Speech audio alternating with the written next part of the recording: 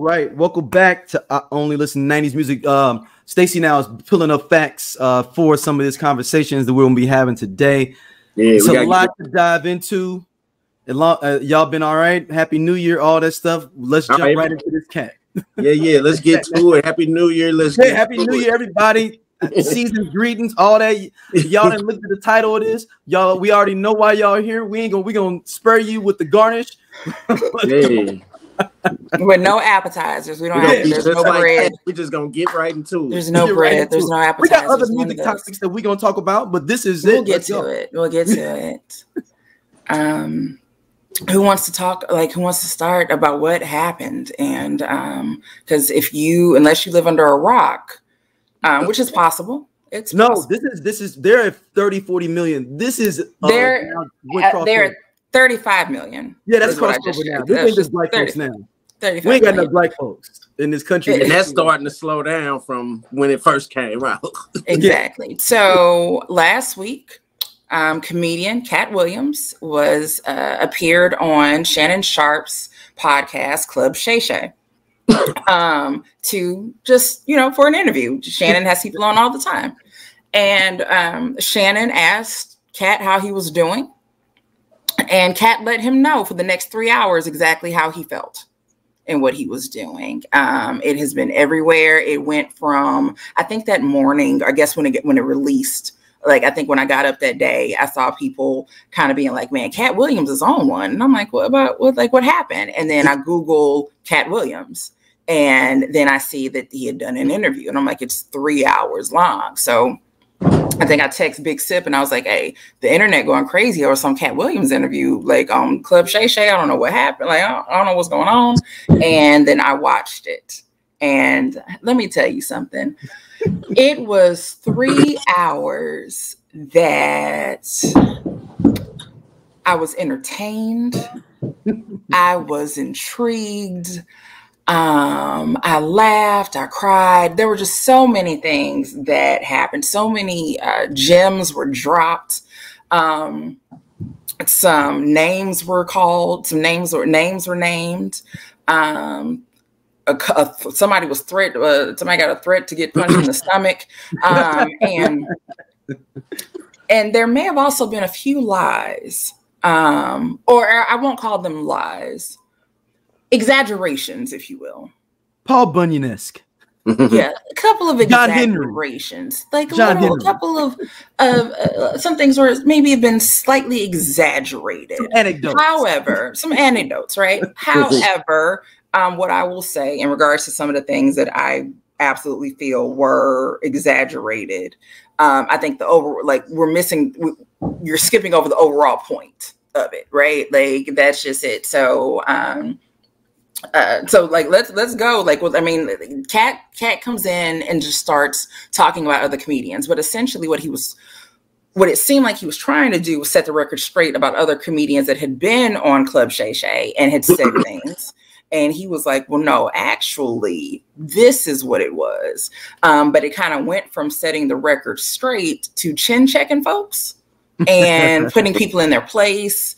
There were seats that were pulled out for people to sit in. There was just a lot that happened. And we are still talking about it. This was last week. And I think that day I said, sometimes we need a distraction from what's going on in the world. Mm-hmm. And I fully welcome this distraction of nonsense. Because, these are just really grown, rich men who were talking bad about each other.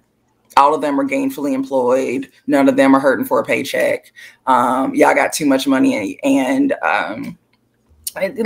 go schedule a colonoscopy at this point. That's where you are in your life. But hey, beef is beef and on site is on site. And as many have said, Katt lit a fire underneath a lot of those comedians and is making them think or respond. Some of them, I think Faison is about to, he's on tour or he's about to be at, I'm not going to say he's on tour. I know he's going to be at Club Helium soon. Be at Helium this weekend. Yeah. So I'm sure that he's probably going to address Katt Williams. So that's, again, there's a good and bad about it. Well, I don't know what the bad is yet. I'm waiting to find out what the bad is. Oh, the bad is people. Not even Katt Williams. The baddest people. Yeah, because now Katt Williams is he's not only as he Forrest Gump, he is a savant. He is a musician. He is everything, and people are just full sale believe in everything. Like not a little bit, or taking it here and there. Man, I knew all. You know what? Katt is being real. He's exposing them. I hate the idea that everyone's exposing somebody. That's not about the people. It's not even Katt. True. Yeah. It is true. I know it. I know the Illuminati existed. Yep. I mean, Katt don't call it like it is. Katt is actually brilliant. He actually used. I don't know if you saw my stat. He used 6 of the 48 laws of power in one conversation. Yeah. No, dead ass for real. Like literally, like he was reading a book. And I think his tour about to kick off. Right. Exactly. So and he has a Netflix and he already has a Netflix special. So yeah, like there was a I keep getting things for Groupon to buy his tickets. Yeah, sell out. They finna sell out. Like I said, so yeah, and then he already had a Netflix special. We watched the Netflix special actually a couple of weeks ago, I think. It was fine. Like, I mean, I got to a point with Katt Williams that I started really feeling like everything, it was like the same special over and over and over and over again. And I was like, all right, well, I can calm down on these. I don't have to watch them as much anymore. But now, like I said, watching the interview, one, I can tell that Katt is intelligent. I've never thought that he wasn't. And I think there was a video of Bill Bellamy talking from a couple of years ago who says that Katt is extremely poignant and just thoughtful and just the way that he thinks, but you lose it. You don't hear it because of the jokes. Like, you tell so many jokes that, and I get that. I fully get that. Sometimes people won't take you seriously because, they're so used to the comedy. So you can see all of that. And him talking about he was reading at an early age. I don't disagree. I won't doubt that. I do, however, have some doubts in regards to the number and frequency of books that he read. Now, and the types. As a type, what did you say? And the types. And the types. Now, look, as a proud member of the 600-minute reading club, I can tell you that I have put in my time with some books. I've gone to the library, right? I used to live lived in North St. Louis. So Julia Davis was there, but before the new Julia Davis, it was a Duval Branch Library right there on Grand. And we used to go there on Saturdays and all of that. So I love reading. You didn't go to the old Julia? You didn't go to the old Julia Davis? No, we just would go up the street to I went to the Water Park. Like, I don't know why we didn't go to the old Julia Davis. Was on Marcus. It was on Marcus. So I don't know. And now that you say that, we actually were I was closer to Julia Davis than I was to Duval, but the old Julia Davis, I don't know. I have no idea. You went to the new one though. Then the new. But I have been to the new one. But like I said, but Duval was the one that we always went to. That was on Grand. Like it's like Grand and Lee-ish right there. So just went up Lee and went there. But so like I said, I read a lot, but Katt claims that for a 4 or 5 year period, he read 3,000 books a year. Nonfiction. So when he says he started reading at an early age, okay. All right. I started reading at 4, like, what I'm saying? I was reading on first grade level at 4. I get it. Boom. Exactly. Right. Hey, like I read all the time. I'm a voracious reader. Okay. Cool. Who am I to tell you that you're not? I can't prove that. I read between this 5 year period, I read 3,000 books a year. Wait a minute. Wait, what? You ate, like, hold on, let me turn this back up. What did he just say? Nonfiction books. Now, hold on. Now, look. This wasn't no goosebumps. This wasn't no goosebumps. Right. And I'm not going to sit here and listen to your lies. Now, the possibility of reading 3,000 books, if you're young, but I'm not saying you can't do it as an older person, but like definitely if you're younger, those are Goosebumps books. Those are you're probably just getting into chapter books. They're not going to take that long. I remember a Babysitter's Club book is 15 chapters long. Yep. So I would plan out my week. I'd be like, all right, either I'm going to do 3 chapters a day that'll knock me out in 5 days, or do 5 chapters a day, knock me out in 3. Right. So I knew that. I mean, and now as an adult, I could sit there and, knock one out. Knock them all out. But literally, so that's me in elementary school figuring out if this is 15 chapters, I can do 3 chapters a day or 5 chapters a day, and I can knock out this book. Right. So even if you're trying to go for more than that, right? I want to knock out a book a day. Like, that's 3,000 books. It's just a lot of books. But also, I think what's the other point was that he wasn't here. He was somewhere else with his parents or something. And they were like doing missionary work or something. Like he was. Yeah. So the other part of that is we can't prove he didn't do it. But there's really that possibility that if nothing, he had the time. Mm-hmm. Like, if nothing, you had the time. And he talks about how reading the Bible and all of that. Now, I mean, you 66 books in the Bible. So look, I don't know how much he was reading, but 3,000 books in a year is a lot for anyone in period. I don't know if there's a world record of the Julia Davis, St. Louis Public Library, pizza, and Cardinals tickets summer reading program. The Book It champion. And I'm talking about, I pressed hard to try to beat at the top of Julia Davis, and I did 100 in a summer, and that was hard pressed. Them Hardy Boys books, I was hard pressed to get through all them. Yeah, to get to 100, like 100. I mean, I was pressed. I was watching the box and reading. That's all I did for like one whole summer. I didn't see nothing on TV. I was reading and watching the box, and that's it. And I was pressed to get to 100. And that was me not having nothing to do as a 11, 12-year-old kid. That's the opposite of Kanye. Lock yourself in the room reading 5 books a day for 3 summers. Yeah, we ain't making beats. We're out here reading, nigga. Read a book, my nigga. Read a book. And then the next fallacy is the 4.3 40 time. I thought he was just talking shit right there. I think he just was talking shit. No. Because if you go back, Shannon was like, yeah, we can walk right across to what he said to the sub. He said a sub 440. And he was like, we can go right across and get you a sub. Katt dismissed it like, nigga, I'm for real. I'm for real. And just kept going. Like, yeah, see, I thought he was just talking shit. Like I said, sometimes like video of him trying to run a 4.4 today. No. Yes, he tried to measure and run a 4.4 today in a gym. Yeah, I saw the clip. Yeah, I can run. Look, if you listen to me talk long enough, I'll tell you that I run a 4.5 and a 40. Like, I've said that to people before. I'm like, I run a 4.5 and a 40. And like, but you just throw it out there, right? Just say it and just see how they react. Like, they're like, wait, what? Like, yeah. And then Scott, then they're gonna show the dudes thinking to say 4.4. Like, it wouldn't. Yeah, he turned his phone around. Like, I clocked him. Bruh. Like, yeah, so there are little exaggerations like that, and it's like you have to move past them, because even if it's the old dude on the block, the old drunk on the block that's giving the OG, he's going to exaggerate some stuff, but the overall message still remains. So he might tell you, oh yeah, I spent $5,000 on a watch one time, blah blah, this happened and that happened, blah blah blah, and he gives you this whole story. Come to find out the watch was only $500, but that wasn't the moral of the story. Right. The moral of the story was everything else that happened and how he ended up losing the watch. It ain't about so it's like, don't get caught up on the money part. There were there were plenty of other things that he said that were gems. And then there were some other things that were very accusatory to the point of that if somebody, I don't know, can you sue for defamation, like, of character? Like, I mean, I don't know, but I'll say this. The idea of like defamation isn't it defamation if you're believing that it is not true? You're willingly saying something you know is not true. You can't prove that he doesn't. He obviously believes. Yeah, he believes it.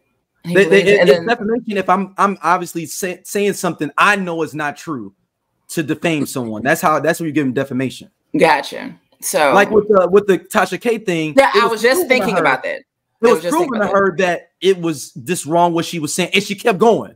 And that's where she got jammed up at. Yeah, hold up. Is that the same chick Cardi B sued? Yeah, that's her. Okay, damn, they on her ass. What? Baby, please understand that you know that's bad when somebody don't know somebody for real. He doesn't know the name, like I didn't know anything about it until the lawsuit happened, but I hope Cardi gets everything that she can, because she's taking straight her AdSense money. Like, she's taking everything. Taking whatever she got. If she ain't got the money, they gonna take whatever she got. It does not matter. Period. You found a penny outside, that's mine. I want my penny, because give me this couch. People think it's a game. They gotta. We've mentioned OJ before. Shout out to you, Stacey. One of the biggest clips we've had is the OJ. You saying that he needed to sit down somewhere. But that you go OJ. Remember I don't know if you knew the Goldmans would show up at his like events he would be at to try to get money. So OJ just started getting cash. Like, you know, hey, pay me in the back. Around the corner in cash. No checks for no appearances. I want cash for all my memorabilia appearances.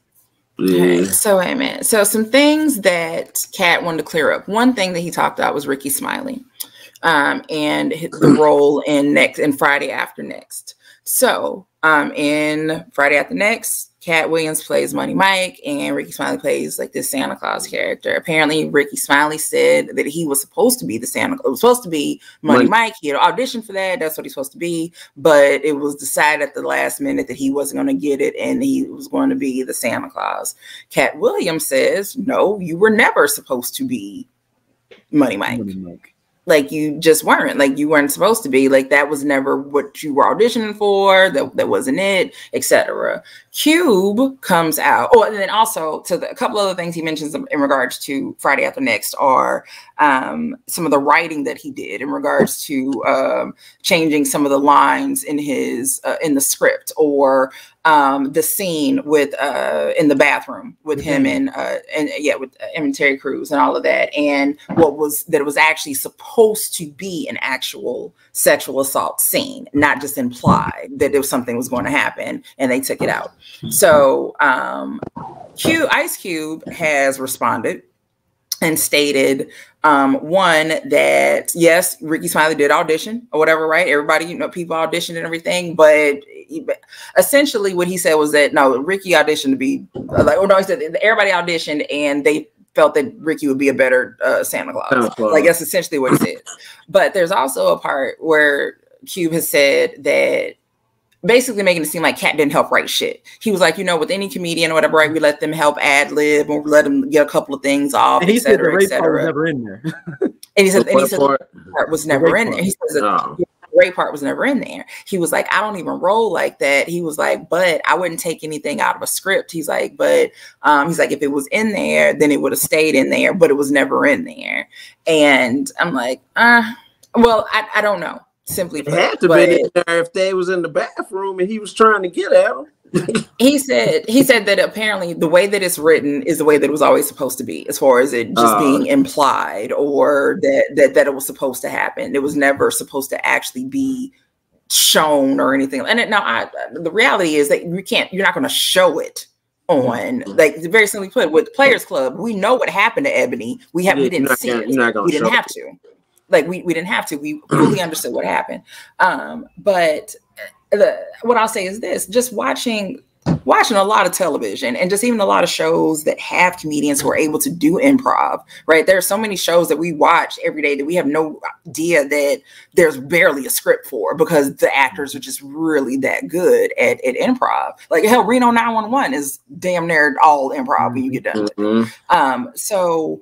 But to say that you didn't write that is kind of like a slap in the face, because if there were ad libs, if there were things that were not in the script before I got it, before I took the role, and there were ad libs that I added, and now, like, I've kind of helped create the character and I've done something, I may not have a writing credit, but you can't tell me that I didn't help write this character. Like, that, to me, that's a slap in the face to me. Like, and again, if you were literally saying, yeah, like, we let them do that, blah, blah, blah, blah, but you ain't write shit, that's it. So a lot of the comments on that are, so basically everything that Katt said was right, because you haven't said that he was wrong. Like, no one's really saying that he's wrong. Yeah. Like, at all. Like, everybody is kind of circling around the questions or whatever, but no one is saying, Katt just being Katt. You know, Katt like tripping. Just, man, look, I got too much other stuff to do, man. I got other stuff to do, man. Get that hate up out your heart. But no one is saying you're wrong. The comment that he made about Kevin Hart and Kevin Hart's career and how quickly he skyrocketed gave me pause, because it was like, but that's not true. He's right. Like, he's no, it's not right. For me though, like, and like I said, so if you knew Kevin Hart's career from the very, very beginning, and I didn't know him from the beginning, I think I didn't see Kevin Hart for the first time. So, let me say, I know Paper Soldiers exist. The WB sitcom, but it didn't last long. Yeah, the one with him and Faison Love. Yeah. So again, I didn't see that. So the first time that I saw Kevin Hart was on 40 version. I'm sorry. So no, I'm sorry. No, I take it back. So it was Soul Plane. And I remember saying, the person who brought that bootleg over to me to watch, and I remember looking at her and looking at the TV and being like, so you think this shit is funny? Like, what the fuck is this? So it was like, what the hell? So it's like Soul Plane, but then it's like, I see 40 Virgin, and I'm like, ain't that the dude from like Soul Plane? But then it's like bam, then he's everywhere. So again, for someone who wasn't familiar with him before, it was kind of like, where the hell did he come from? So, but I understand that there were definitely some dues that he paid to get to, where he needed to be. Like, he didn't just all of a sudden become this, Hollywood guy, but that idea that he just kind of came out of nowhere.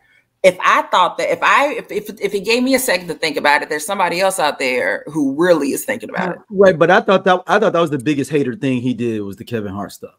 Because he basically positioned Kevin Hart as an enemy without like data. It was like, and it kind of gave people that, and to me, I felt the people that are like, oh yeah, he is a plant. I think he gave energy to people that were already haters of Kevin Hart already. Mm-hmm. So it was like confirmation bias of like, I knew it. And that's the brilliance somewhat of what Katt did. He understood that there's a lot of people that don't mess with these certain sets of people. I can hit them because I can confirm whatever thoughts and ideas they have about these sets of comedians. Because he didn't come, and you notice the people he came after were, as Kevin Hart can snap, but if you notice, he didn't come after nobody that could really hit them jabs. Like, he didn't go after Mike Epps. He even said no hate for D.L. Hughley, because he know D.L. Hughley could cook you. Like, I'm thinking about all the people that were comedic genius that could cook him up. Yeah. He was real strategic with it. I got to give him props for that. Right, Chappelle and other people like that. He knew he couldn't take shots at like that. Yeah, but I felt everything else I was doing. But I think that Kevin Hart stuff was like, damn, like, because I feel like, to me, that he feels he should be Kevin Hart. That's the way it came off to me. That was like the only thing I felt like was a haterific, because he was like, yeah, that role in such and such. Yeah, because he said for 5 years straight, every movie that Kevin Hart was in was on my desk first. So what do that make? Doesn't it? That feels like a hater to me. So I mean, it's literally the ex-boyfriend at the wedding saying, I used to fuck her, right? It's Ray J. That's Ray J. I hit first. Yeah, I hit first. That's Ray J. I hit it first. I used to mess with him, right? Like, I used to mess with her. Like, dang. So, but, like, okay, but you're not there now. So, like, it's like, okay, that's great that you used to, but I'm here now. Like, I'm actually. I had some other shit going on. Right. Yeah, Fat Faison Live. Fat Faison Live. Fat Faison Live. Please understand that is the funniest shit I've ever heard. And I think he was just throwing shots at him because he's always on Vlad. Mm-hmm. It is. And Faison is a hater. But Faison said some stuff about Katt too. I believe, like, yeah, but Faison is also a hater. So that's just kind of it. Trust assured, I wasn't bumping for Faison in this at all. Like, yeah, like Faison. But what Shannon said, Faison called straight. Faison called straight. Shannon did not know what to do, and I felt so bad for him. Honestly, Stacey, people have been talking a lot of shit about Shannon with this. who would have been able to stop that train? I would have let him go if it was me. Like I would have let him go. I feel bad. Like I said, I feel bad for Shannon because one of the things that Katt said when he first, at the beginning of the thing, was that he really wanted to be on the show because he likes the way that Shannon handles himself during interviews. He likes how he's prepared, how he does his homework. Shannon is sitting there with his cards and he has his questions ready and all of that. And he is supposed to be a safe space. And all these, hey, Katt, how you doing? Let me tell you about these niggas. Ricky, and all these niggas on here and they was liars. And then they all of them sitting here. And the whole time it's like he's not even sitting back. Katt is sitting up like this. And let me tell you something. And when somebody is always sitting up like this, he aware. He fully always aware. It's like, and this you gonna do that, blah, blah, blah. So I felt bad for Shannon. Well, one, he could not have done this interview anywhere else. He could not have done this interview on Drink Champs. Because it would have been 12 hours long. Nori kept ignoring him. Nori would not have let him finish one goddamn story every time. So I am very thankful that he got to go to Shannon. And I don't want to call it a problem. But it is a problem. The problem is that the names that he was dropping were friends of Shannon or people that had been on the show or people that Shannon wanted to have on the show. So there's only so much that you can say you can't even laugh too much because he's going in on these people that you have relationships with. So it's like, it's one thing for Katt to say it and you're listening to it because that, you're having this interview, right? I can't fault you for that. But if you start giggling a little too much and you're supposed to be my homeboy, like, no, hold on, you grin, you win. Yeah. Because I was like, man, what did Ludacris do? Ludacris called us Ludacris. Well, Ludacris is evidently in the Illuminati. He got him. What do they say? You get a light skinned weird faced wife. Is what you end up with, pamphlet. Bruh, that was funny though. It was extremely funny. Like everybody just called straight. Like he's like, yeah, I got invited to an Illuminati event. Did you? You're like, oh. Tell me more. But it was interesting. The only thing that it was interesting, he said that Harvey Weinstein wanted me to suck his dick, and then I showed up the next day. It was two more of me there, and I was like, "So hold on, did you suck his dick?" I'm assuming if the sucking dick was a prerequisite to be able to come to this set to do whatever. And he said two more other dudes was there. And he's like, "I'm trying to wonder how they got here. I wonder what they did." I'm like, "So did you too?" Then if everybody's prerequisite to do it. There's something else that he says in there. I know exactly what you're talking about, but there's something else that he says in there, like something like he's like, yeah, Harvey Weinstein offered to suck my dick in front of my people, whatever, right? And blah blah blah blah. So I don't know if he said like whatever it was that he says something else, and then he says, but then he goes next day he's back over there, and it's two people there. I guess that maybe they got in the movie or something. Like maybe that's what it was. I'm trying to remember exactly what the story was. So let's say you had to perform this act to get into the movie. Katt was like, no, so Katt doesn't get into the movie. But the next day he ends up seeing two other actors who are now in the movie. So he's like, so what did y'all do to get into this movie? But he's still there though. At the set. He came back. I'm just trying to figure out the math. You can't ask these types of questions. You quit trying to throw logic into this. This was super fun. It was just fun. Just let it be fun. Like, what the hell are you on? Like, would you quit trying to throw logic into this? Duh. What he said about Sid, he was like, they said it's supposed to be the entertainer. He's supposed to be able to sing and dance and all of these things and act. And we found out that he couldn't do any of those things. I think Sid can sing. I don't think he's going to drop an album, but he's no Wayne Brady. But Sid can hold a tune. But it is interesting that Sid, it is a show that he's on that I don't watch because every time that I tape Jeopardy, the one it always comes on at the end. The neighborhood. With Tashina Arnold, the neighborhood. Yeah. So I think I don't know if that's in syndication or if that's actually on TV right now. It's still on CBS. Yeah. Hey, look, I had no clue. Like I said, every time that I tape, like 5 too. Yeah, like every time that I tape. Oh, and that's funny. We're going to get to shit that made it to season 5 later on. That's another conversation. But like I said, every time that I tape Jeopardy, it's always on it. Like it's like the thing that's on before, or like it'll catch that beginning. And I'm like, what the hell is this show? But I've never heard anybody talk about it. I know. I mean, it's fun. I mean, it's decent regular 30-minute sitcom comedy.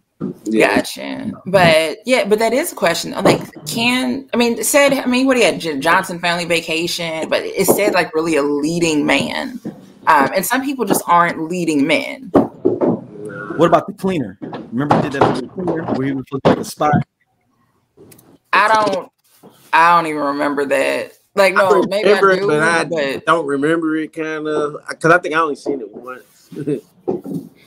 But very simply put, his role on the Steve Harvey Show was fine for him. Like, it's like you don't want to say, oh, he's destined to be a sidekick, but some people just aren't leading men, or there just needs to be a role that is right for him. But again, Seth has still been working all this time. Like, I think Seth is absolutely hilarious. I don't think he's unfunny. Like, there's plenty of unfunny folks that are out there, but I don't think Seth is one of them. So that criticism with Seth is a little unwarranted for me. As far as the joke is concerned, everybody's like, it's different because Seth was in a spaceship, but Katt was in a car. Okay, but he's knocking. He got it knocking. We got the knocking like it's something. Hold on. Yeah, let me. Somebody, like, that ain't nobody but Skoda. Yeah. Hey, boy, he's probably riding the bike on it too. Stop. Yeah, do that dad yell. Hey, give me an hour. What's up, y'all? This is RVS. This is ROD, aka Rated R. And we are the We Coming For You cast. And we talk about pro wrestling from a black dude's perspective. Tell them what they can expect on this here podcast. Oh, we gonna give you all the raw and dirty and everything black from AEW, WWE, Impact Wrestling, and any other wrestling in between. If you want your wrestling unfiltered, uncensored, and you want it raw, you need to subscribe to the We Come For You cast. Right here on SOLC Network. Hey, all right. Yeah, we good. Go ahead. Hey, I can't. Oh, snap. I didn't remember what I was talking about. My bad. That's okay. I'm senile, so there's that. We might as well transition. Oh yeah, so with the joke thing. So the idea is that Katt Williams told a joke on Comic View. First off, I don't remember. When did I stop watching Comic View? Because I absolutely don't remember Katt Williams being on there. I've seen him on there a couple times, but I didn't know who he was at the time. I didn't know who he was till the next Friday after next. You know, I think I must have stopped watching Comic View later or earlier than I thought I did, because I just don't remember him being on there. But so there's a joke that he did similar to the spaceship. You gotta turn down the music, all that shit, blah blah thing that Seth did in Kings of Comedy. But Katt's shit was like in 98, 98, Mm-hmm. 98, and Kings of Comedy came out 99, 2000. Yeah, well, it came out 2000, but they recorded 99. Yeah, 99. Yes, they recorded 99, so they did in 2000. Mm-hmm. So it's the idea that Seth heard the joke. It was also in a promo for Comic View. So even if you hadn't seen the episode, if you saw a Comic View promo, you would have seen the joke. And he says that Seth stole it. Seth said, no, the hell I didn't do it. And then Katt continues to believe that it was a stolen joke. And we were, saying before the show, like there's just these little nuances when it comes to joke stealing, right? Like there can be a concept that's in your head that is not foreign to anybody else, right? It's just a daily observation, and then you do something with it. I can't, so if we're talking about bottled water, and I think designing is nasty, bottled water, that's not a crazy concept, right? A lot of us going to say that, but we can all come up with 3 different jokes about that. But are you going to tell me that I stole Scott's joke because I was talking about designing water? Mm-hmm. Right? Designing water is nasty. That's the premise. Nuance. Right? That's the premise. Designing water is nasty. When we get done, that's what you're going to learn from this joke. So whatever it is that we say, that's what it is. So it's the idea of you having music up too loud and you got to turn it down so that you can back in the space, or whatever. It's a common observation. And kind of like Chris Tucker and Eddie Griffin in the 90s. They both always did like Michael Jackson jokes. True. Always did something They wasn't the same, but you know, one gonna talk like Michael Jackson, the other one gonna kind of dance like Michael Jackson. Both Eddie Griffin and Chris Tucker really believed that they are Michael Jackson. Eddie Griffin really believed that he was. Yes, he did. Like he really believed that he was indeed Michael Jackson. Chris Tucker or Christmas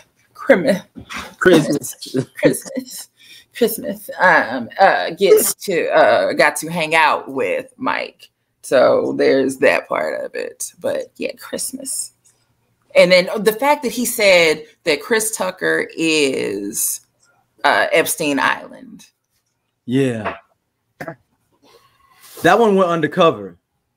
Yeah. Like I said, there's a lot of shit that he said. And like I said, so again, when it comes to slander or libel or defamation, it's like that's to make that claim about me. Like what do you mean by that? So it's like it gets deep into that. So Chris Tucker isn't going to respond because Chris Tucker has the type of money where you don't have to respond. Mm-hmm. And you would think that the other ones Kevin Hart tried. His PR person should be kicking his ass. He shouldn't have responded with nothing. Kevin Hart's. Because there's no way he can respond to what Katt did. Because any response to Katt feeds into whatever narrative he said about you on there.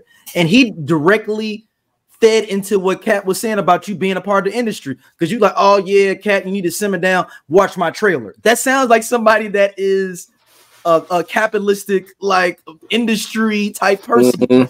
Yeah. You came with street stuff. You can't go. It's like when and remember in Rocky, y'all seen Rocky 5 when he fight Tommy Gunn at the end in the street. I have seen all of the Rockies, haven't I, baby?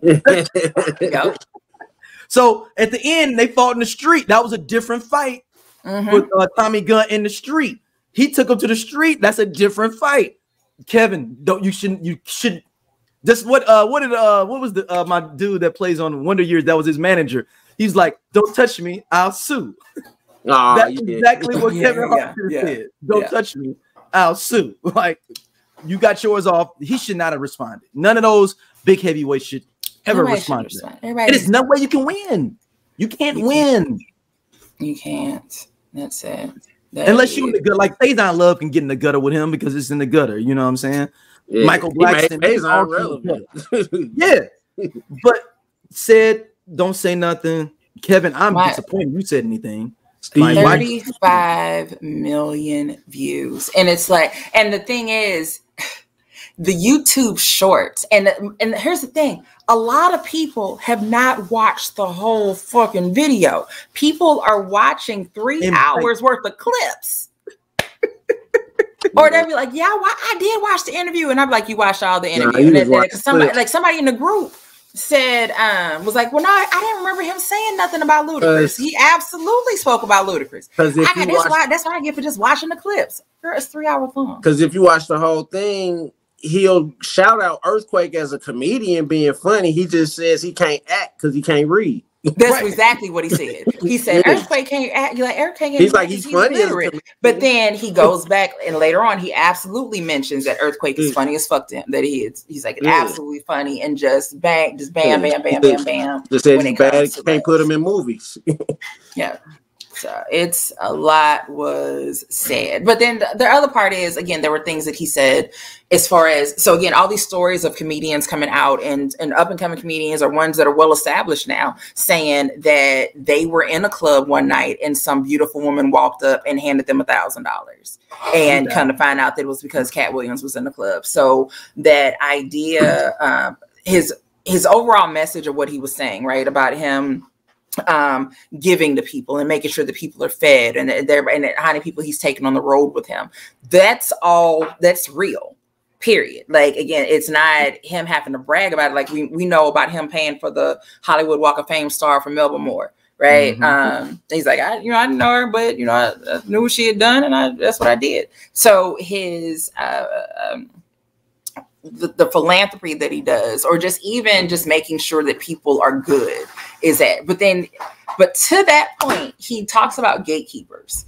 and gatekeepers in Hollywood. And we do know that gatekeepers exist, but that's not, gatekeepers exist in each and every industry that there is, period. There are gatekeepers in construction. There are gatekeepers in fixing your toilet. There's someone everywhere.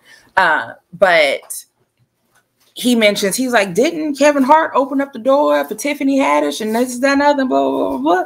And I'm like, well, Katt, haven't you opened up some doors for some people? Like, am I crazy? Like, if you're telling me that you have taken all these people out on tour with you and blah, blah, blah, that's, right, Lunel, everything, like, all of that, that's opening doors. So, like, don't try to make it seem like opening up doors for others is a bad thing, because you're absolutely doing that. Like you're literally telling us a story about how you do that, how you open up doors for others. So, again, opening up doors for anybody isn't a bad thing. If you're in a position that you can help somebody get something, and you can do it, like, it doesn't have to, again, we always say it doesn't have to be financial when it comes to support. It could be simply mentioning your name in a room where your name would have been mentioned before. But yeah, this, everybody would, like, think people ask people like, man, I want this wrapped up in a couple of days. I'm like, oh no, this will be wrapped up in a couple of days. It'll take a week. It's gonna take a week. Look, Chloe Bailey had a baby, and we were like, "Girl, fuck you in that baby." We still talking about Katt. We knew you was pregnant. We knew your ass was pregnant. We've been trying to find out about that baby for the past 9 months, and now you want to show us Junior? Girl, fuck you and Junior. We trying to talk about they should have held out. They should have held out on bringing out Junior. They should have waited. Like, we was gonna tell everybody, let's wait 2 weeks after this Katt thing died down. Oh, listen, on me. If I can, because I've always joked that, like, I would keep my pregnancy a secret, right? And then plus with my mom not living here, and I don't go outside the house, no way, I can play it off. Like, I can get away with it. Like, until this nose starts getting big and I got to figure out how to contour it, then I'm straight. But if I'm going to hide it all that time and tell you, ignore all the things, I want to see how long I can keep this going. How long can I have this secret baby that everybody know about but don't nobody know about? So you just pop up with it. Just pop up one day, like, my kid's first birthday party, and now here's a picture of the back of my baby's head, and you can kind of see the cake and everything. I mean, Janet Jackson did it already. Like I said, Janet Jackson, didn't she do that already? That kid about 7. We ain't seen that baby since. I'm talking about the kid that's 38. Listen, stop it. I knew what he was talking about, and that's why I was being quiet. Stacey trying to not ignore me. I was like, what about? I was trying to ignore the hell. Oh, I knew exactly what the hell he was talking about. Let it go. That is not Janet Baby. I'm really raised that girl. That is funny. This I know Katt threw a lot of bullets, but what did he say about Ari Spears? I don't remember hearing Ari Spears' name at all. Let's Google this. I don't remember. Maybe Ari Spears responded to him or something. Yeah, I would say I don't even remember, because he done made a video. So what's funny is, again, I'm looking at an article on Vulture. It was updated January the 5th. Katt Williams scorches the earth and every comedian on it. And they go through everything that he said about everybody else. So literally each person, look, Kevin Hart, Cedric the Entertainer, they actually wrote out what he said. He didn't talk about him at all. I'm looking here. He just was responding. And then okay. I just did Control F Aries and it didn't pop up. Hey, what I will say though, and I'm glad that I just rolled past this name, Jonathan Majors. Let me tell you something. Oh shit! I didn't see it. New entry. Because this is funny as hell. This is funny as fuck. He said that they went around the world for 2 years and told any woman who would listen that this was a good looking nigga. And when I tell you that I screamed, because I have never thought that Jonathan Majors was attractive. He was on, what was it, Lovecraft Country? or whatever. Is that the show that he was on? Yeah. So that's when women were like, girl, this guy, but I'm like, who's this big nose nigga y'all looking at? And it's not because he has a big nose. You can have a big nose and still be attractive. He isn't. And I'm just sitting there like, why do y'all like this dude? And girl, he's sexy. No, he's not. And then he's doing more and more movies. And I'm like, that's great. And then somebody tried to say he was not ugly. He was poor. No, I've seen some very, very attractive broke ass niggas. No, this is not one of them. Flavor Flav had money. Flavor Flav had money, and Flavor Flav is still ugly as sin, I assure you. So Jonathan Majors has never been attractive to me. So like I cracked up when he said that because I was like, finally somebody else. Because I'm like, it has behooved me this entire time. Like, why do people think that he is so attractive? Every time I see Jonathan Majors, he always looked like a nigga that was cool with my daddy. He absolutely does look like he's from the wrong decade. I'm like, what you back in 65? That's right. Like he absolutely he's from the wrong decade. Like if this nigga would have been an extra and Let's Do It Again, I wouldn't have been shocked. You looking real City Portier-ish. Like there's definitely he has an old face. I got a question. How long is Megan Good staying? Oh, until something else. Till by spring. I mean, the interview today kind of boxed Terry in for a minute because he was like, she's been stuck by my side. She treated me like Coretta, and then he looked at her because she was at the interview. So it's like, if she leaves tomorrow, did he say? Oh, he said that she like Coretta held me down like Coretta. Yeah. Oh, see, I just posted in the group. It's a meme. It's a meme. Just wait. I he got a thing for Coretta, like some kind of like no. Because when I heard that audio of him cussing out this white woman and being upset at his alabaster queen because she couldn't hold him down like Coretta Scott and like Michelle Obama. And I'm like, well, here's the problem. One, there's a couple of reasons why. And again, this is not to say that a white woman cannot hold down her man. I'm not saying that because we didn't seen the Hillary hold it down for Bill for a long time. What I'm saying is that it is hilarious. And it's just like, what is the word? There's a word that I want, and it has left my mind. But just the idea that you have found this 6F queen and have decided that. Can you explain 6F to those people that may not understand? 6F, it's a hashtag, and then it's 6Fs, which is the hex color code for white. So if you ever are, I thought that was one of those the hair things y'all do with the 4C. I thought that was the white woman's version of like 4C. No, so just like #, so the 00000, that's all black. 0000FF is royal blue. Don't ask why I know hex codes. It's just I know things. Okay. But those are hex codes. So, but yeah, the 6F woman. So this 6F woman, and you are literally looking at her and being upset that she is not able to hold you down like the proud black women of other times. And it's like it's kind of like, well, yeah, I can see how like, yes, I can fix, like, yes, I'll fix you some oxtail stew. Right. But yeah, he said that they went around the world for 2 years to tell any woman who would listen that this wasn't a good looking nigga. But so here's, there was another reel that I saw of someone mentioning that some of the things that Katt said in regards to big nose men and big buff dudes, referencing Jonathan Majors, or white women, or a light-skinned, weird-faced wife. Some of those things applied to Shannon. Shannon also has a big nose. Shannon's also very big and muscular like Jonathan Majors is. Shannon, I don't think is currently dating anyone, but I believe that there was a woman.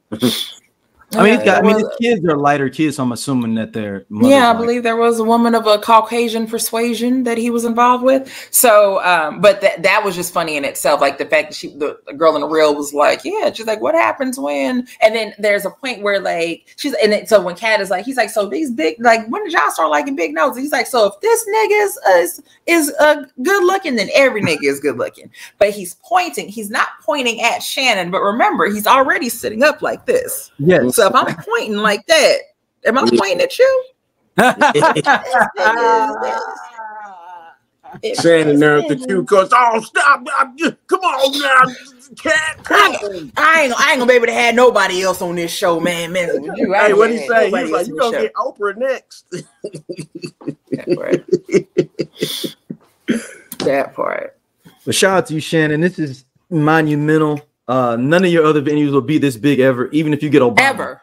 Way to kick the gear off, man. I don't know who we could have on at this point to top this, and because it's not even Michael Jordan, but he got to be shitting on LeBron James. No, you got to be talking shit about Isaiah. Him and Isaiah. Oh, I'll take that too. I'll take the Isaiah slander and Scott. If you're not gonna do LeBron, I gotta get Isaiah and Scotty slander at the same time. If you're not gonna give me LeBron slander, yeah, or Scotty, Isaiah and Scotty, or Scotty talk about me. Yeah, he got his son out here with my ex. You know, there's nobody he can get. Nobody can get. Like every other, like I said, every other video that he had. I think the one I think the one with Steve Harvey, one of them was like only 9 million. I think 9 million was, the highest one that he had. So he was doing numbers. He was doing great numbers. He was doing just fine. But once he hit, like I said, it was like he was at 5 million early that day. And then it just was, and then as the day went on, it was just like more and more and more and more. And for those out there in the world of social media, you know, this is fucking amazing because it's all organic. Yeah. None of this is paid. Yeah.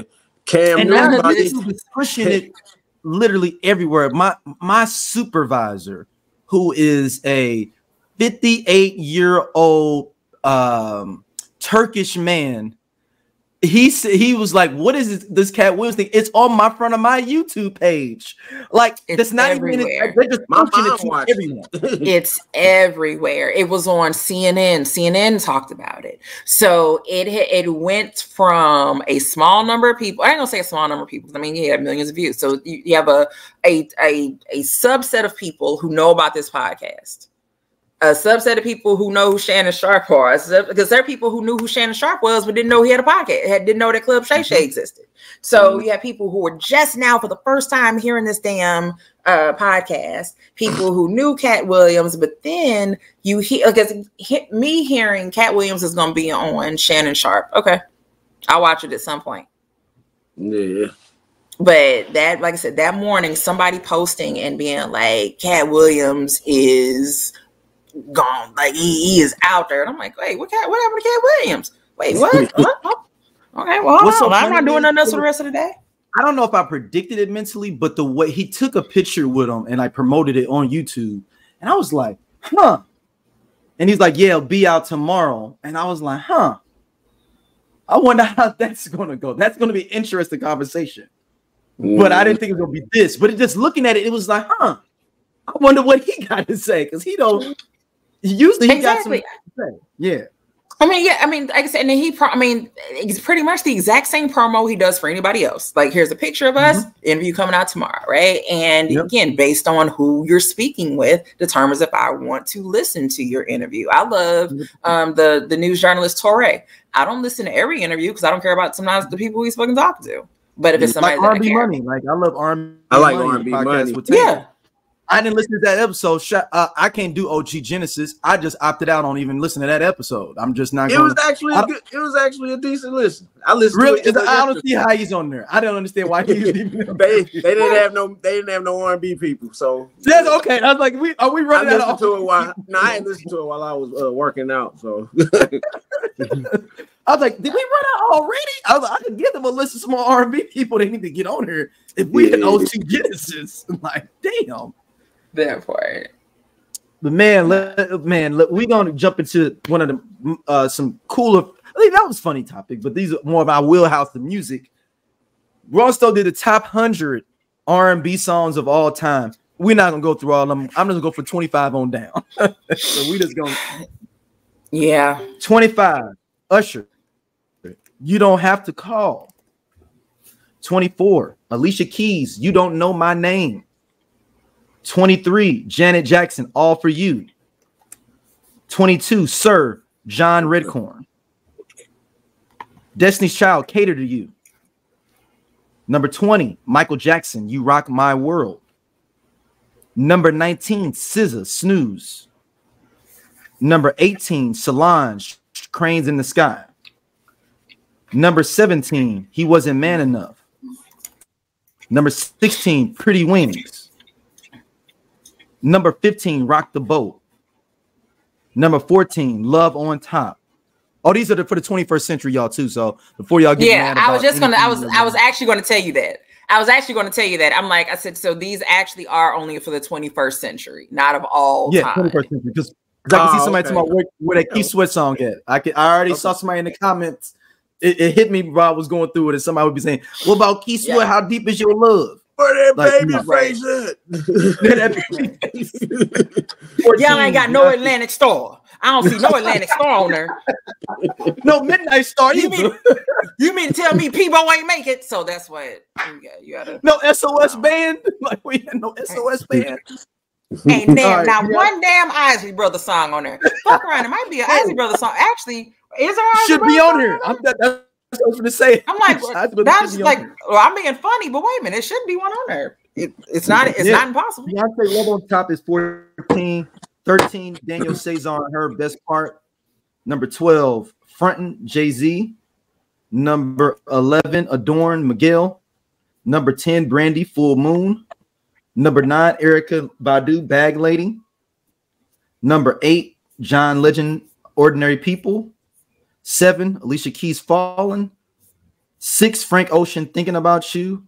5, Mariah Carey, We Belong Together. 4, Mary J. Blige, Be Without You. 3, Beyonce, Dangerously in Love 2.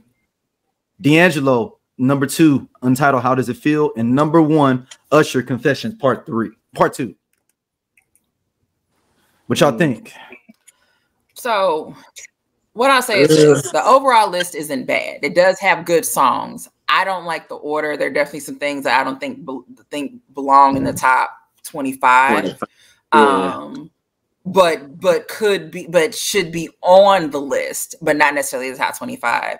And again, it's harder with what you're saying of the 21st century, because you are going to get some newer songs that are in there that are great, but then it's like, so a great example of that is number 13, the Daniel Caesar and Her song, You're the Best Part. Please understand that Stacey fucking loves that song. Like, I don't know if there is a specific melody or a note that can evoke emotion in you, but when that song comes on, I'm already about to go in. Like, it's already over for me. But I will say this: once he starts singing, I kind of get better, because I don't like how he sounds on that song. Like with Her, it's just beautiful. And then he starts singing, and I'm like, "Is this your little brother? They told you he had to come to the studio with you, or what?" But like I said, I love that song. Am I going to put it before some of my other favorites from the last 21st century? That I can't say. There's some songs that I didn't like. Ain't no Chris Brown song, not a Chris Brown song. Right. No Rihanna, Unfaithful. No Neo, So Sick. And I think, and the thing is, I think those are on the list, just not in that top 25. But I think those are top 25. Exactly. Chris Brown has 5 songs on the list. He has 5 songs on the list. Chris Brown does. So Chris Brown, okay. So like I said, like there's the lie that's out there that I hate Beyonce. That's not true. I absolutely just don't care about her. There's the difference. I'm nothing her, but there are songs that she has that I fucking love, right? Period. If a song is a song. If I like a song, I like a song. And Love on Top, again, is Stacey shit. I don't cry when I sing it, but I will probably go hoarse trying to hit them high notes. All right, because I'm gonna sing it loud and off key. Love on Top is my jam. I don't know if it belongs in the top 25. Bring the beat in. That's it. And she's got Dangerously in Love is on there. I think an argument can be made for it being in the top 25. I think an argument can be made because when that album went, because it got released twice. So when it dropped on her album, that's when people like really, really got into it. And women it was playing at people's weddings and shit like that. So I think an argument could possibly be made for that being in the top 25. I don't know if it'd be not top 10, but I give it top 25. I think an argument could be made, but I don't. It's so music is so subjective, and like so. Even with Mary J. Be Without You, that was a big song for her, huge hit for her, and I think a couple of years ago, Billboard had that as like the #1 song of like R&B song of however many years or whatever. So, but I don't. Does it get to be #4 compared to anything else Mary has been? Now, Mariah, Will We Belong Together being #5, popularity wise, and what that song did, I get it. Like it's. Like I said, I don't necessarily disagree with the list. It's just the order. I think things would be in different places. The order would be a little different. Like, all for you, Janet Jackson. I'm a big Janet Jackson fan, but that's not a top 25 song. I don't think. It's not. It ain't. It's not. It's absolutely not. And it wasn't even out there like that. It wasn't even a big. I wasn't hearing it everywhere. Like when a song is done too much, when it gets to that point that you're sick of it because it's everywhere. That wasn't that song. 9. So they got Erykah Badu, Bag Lady, and it's the remix that plays Explosive. As much as I love that version. But I think for the longest I didn't have the album, so that was the only version that I knew was the video version, and then or on the radio. And then when I actually heard the real version, and I was like, the real version hits me hard. Like that means way more to me than this one does. Does it need to be in top 10? I don't know. Like I said, so I would part of me would say like Window Seat or something. I would put above Bag Lady for songs like Window Seat. Window Seat and Bag Lady. Are they on the same album? And even though I know it's on a hip hop album, I consider it an R&B song. Prototype should have been on there. I feel like we don't talk about Prototype enough. And I'm just going to say it. I don't think that people talk about Prototype enough. Prototype is an amazing song that just doesn't get the love that it deserves. It's almost like a sleeper hit, and it's not. So many people have remade it too. Yeah, Kevin Ross remade it. Raheem Devon remade it. Tank's got a version of it. Like it's a gang of people that have redone Prototype. I think I heard Raheem Devon's version of it. Yeah. Say, look, Brandy Full Moon at #10. Full Moon, like that Full Moon album is actually when Brandy lost me. Because first 2 albums I was all in. Full Moon was the album that I was like, Never Say Never was the second album, was it? Yeah, Never Say Never was the second one. Okay. Yeah. So, like I said, our first one, the second album was Never Say Never. So when Full Moon came out, I'm let's get it.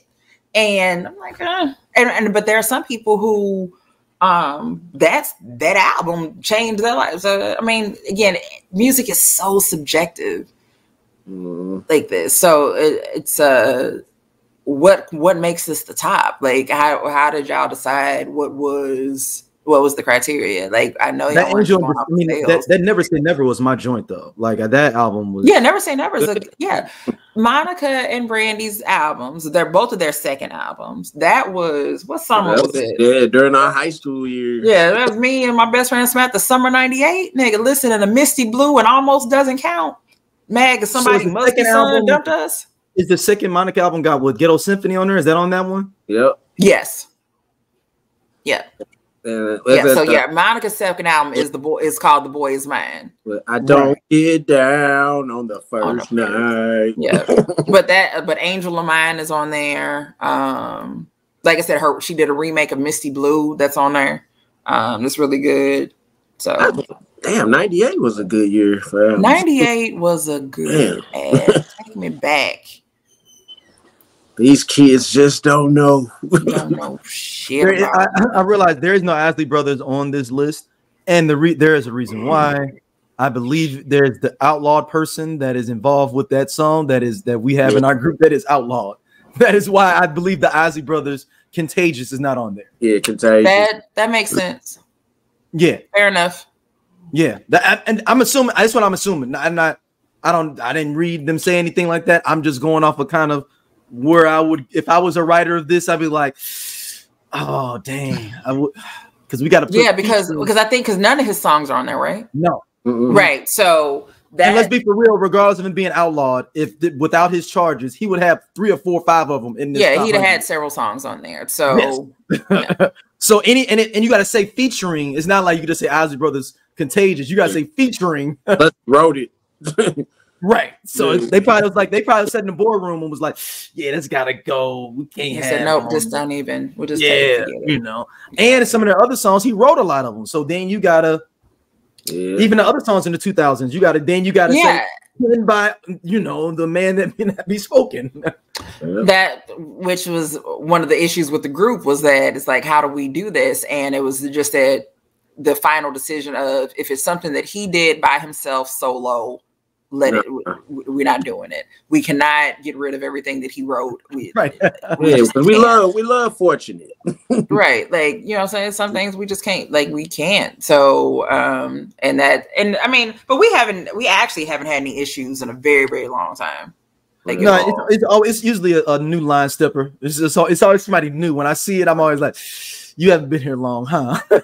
Yeah, but even the few moderation alerts we get with it, the mention of the person's name is very just insignificant, right? It was like, oh yeah, I think this person did that, and that's it. So like, it hasn't been an issue in a long time, which is great, which is absolutely great. All right, so we had a little kerfuffle in the group. Over the TV show For Your Love. Oh yeah. Scott posted up innocently, and then I'm surprised a lot of people didn't remember it. I mean, I know it didn't. No. It's not that, Scott.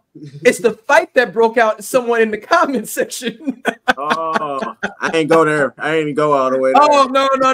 It's about a good 30-40, I believe, in there right now on that For Your Love post. Oh, it started out with someone being like, man, this show was whack.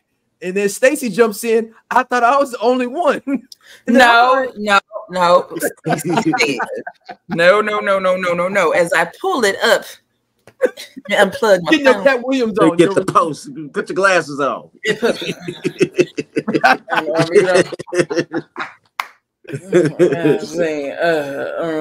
All comments.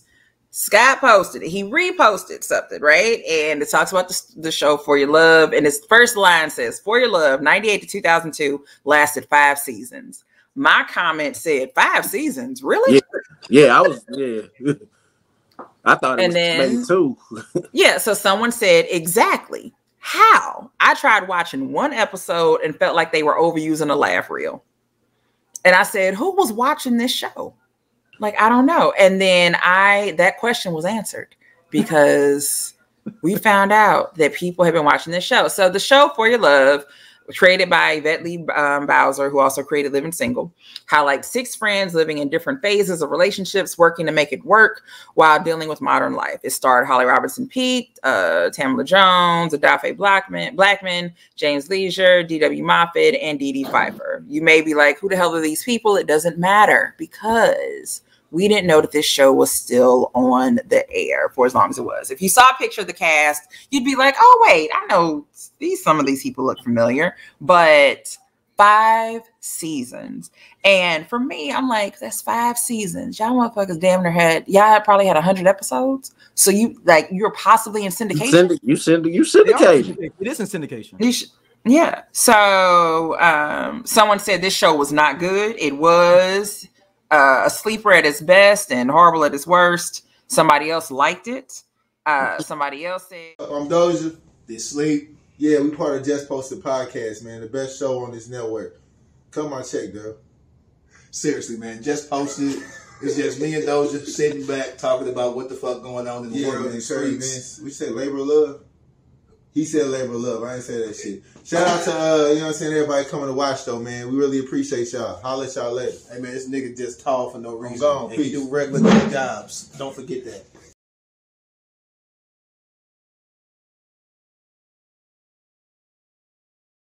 she remembers it, but can't remember thinking it was good.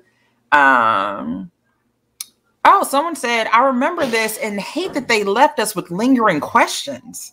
It wasn't great, but it had black folk in it, so I tuned in. Someone else, I love this show. Somebody else, I watched this show religiously. Yeah, no. I didn't watch. I watched a few episodes, but I didn't watch it religiously. Like, yeah, and then Daryl did ask, he said, what is up with the slander for this show? I didn't think it would be as vitriol as this. And someone said, we don't know these people. That's all it is. When they don't know, like when I posted the one with Terrence Howard in that one show. Yeah. I actually posted the pilot in the group about a month ago. I remember that show. Yeah. I don't. And I think, is that the one I said, ain't no way this show is real? So that show, I looked that one up. That show had 9 episoes. Only 3 aired, right, or something? No, only 6 aired. Okay. So that means wait a minute, I think I actually wrote that out. Like, I mean, hold on, let me find it because Ibug said, I think it's the first episode was like September. No, like let's say August 26th, and the last episode was like September the 8th. So they got that show the fuck up out of here. America said no, thank you. Yeah, that was what, CBS. Yeah, they brought Murphy Blair back. Yeah. Like, so what are some other shows that you watched that you be like, man, I didn't know nobody. I thought I was the only one. Like, what? Or you didn't know that other people didn't watch that show? Man, I just I was just binge watching what is that? The Royal Family, the show where when Red Fox died, when Lorenz Tate. And I didn't realize, like, they tried to keep it going after he died, but they replaced him with Jack A as the sister. Oh, they did. They tried to. That's right. I remember that being. Yeah, but it didn't. They had her on for like a few episodes, but it didn't work out. Yeah, because that was actually. I actually Googled that. I was like, I said, what were some short-lived like black shows that nobody remembers but me? And really, all of these, like, okay, like I remember Me and the Boys. You know, that was a Steve Harvey show. On Our Own, and that was a show that had the Smollett kids on there. And it's based in St. Louis. Yeah, it was based in St. Louis, and that show, it was on for 20 episodes. So they got a full season. So they had a full season. But then, like, so the other ones, I'm like, yeah, I remember these shows. So I don't remember Kevin Hart being on The Big House in 2004, but 2004 was a weird year for me. That was the show with Faison Love. Yeah, like that's the show. Yeah, that's the show y'all were talking about. I'm like, yes, that was show, wasn't it? Yeah, so that was supposed to be like a newer Fresh Prince. Like he had to move back to he was a spoiled rich kid who ended up having to go to Philly or something like that. But no, the shows that I remember that I feel like nobody else remembers or talks about, like they weren't necessarily black shows. So like Big Brother Jake was a show. Big Brother Jake was my joint on the Family Channel. So Big Brother Jake. So it was what the fuck is Jake's name was Jake Stansfield or Wasn't Jake he like something? a former football player in real life? Yeah, he was something. He was either a former wrestler or a former football player, but he was a big guy. So he was a former something. But you know, in the 80s, if you used to play in the NFL, you got a TV show. Yeah, if you were big, If you was big, you played in the NFL, you got a TV show or you got a guest star on there. So Big Brother Jake was one of them. And I really liked that show because there was a black girl on there. It was the only black girl on there. And her name was Kateri. And one of my friends was named Kateri, but she was not black. So I was like, oh my God, Kateri, somebody else has your name. Because who else is named Kateri? So that show, what is it? Not just is it just the 10 of us? Oh, just it was a spin-off. Was it just 8 of us?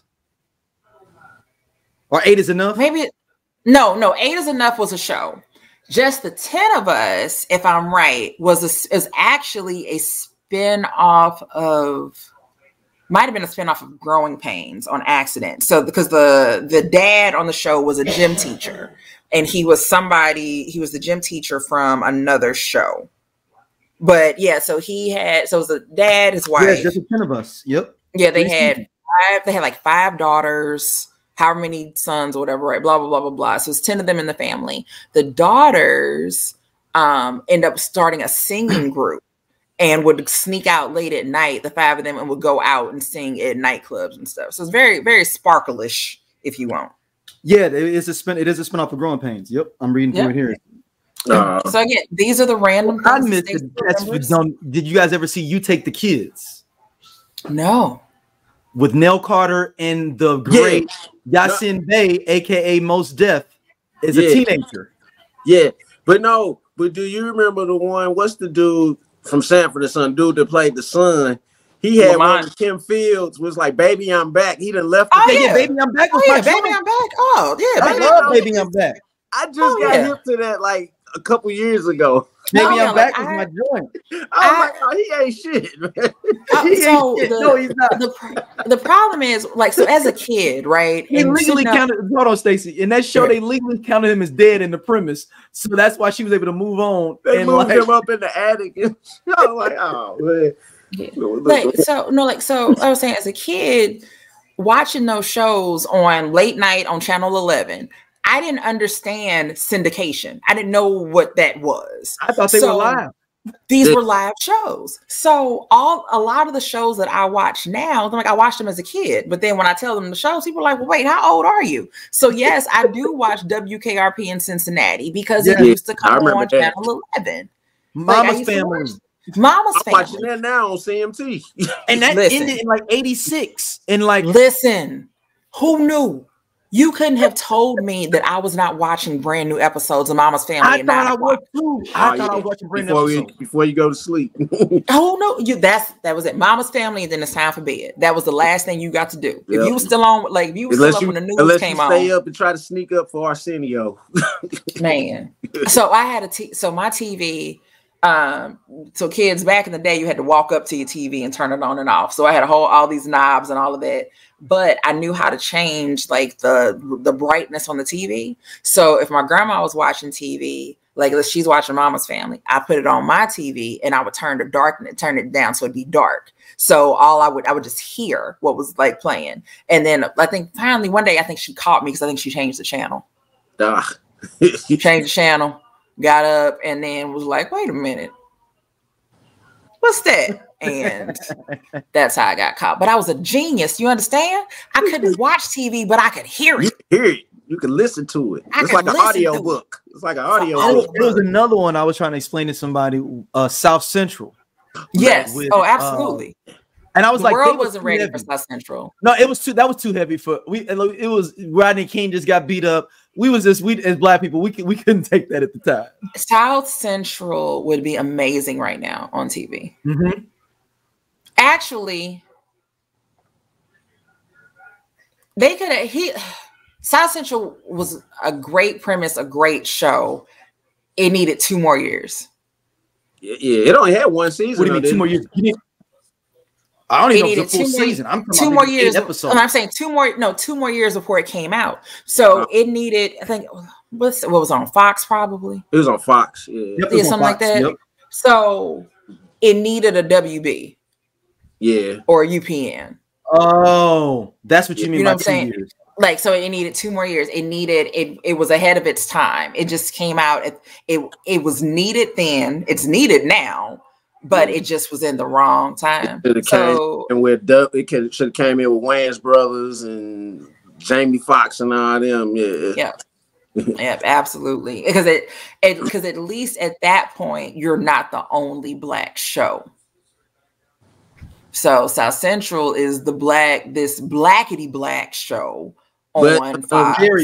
WB got rid of shows started around 2000, late 90s. When they combined with UPN, they started getting rid of shows. Yeah, so early 2000s was when they started canceling everybody. So that's what I'm saying. Like if they the game got affected by that, right? Then the game and Girlfriends got affected by that.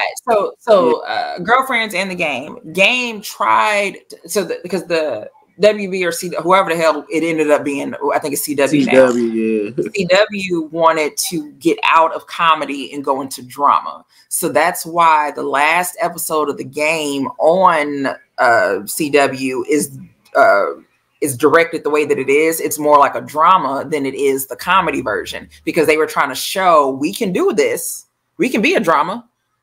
And the network was like, yeah, we don't care. Y'all are Black.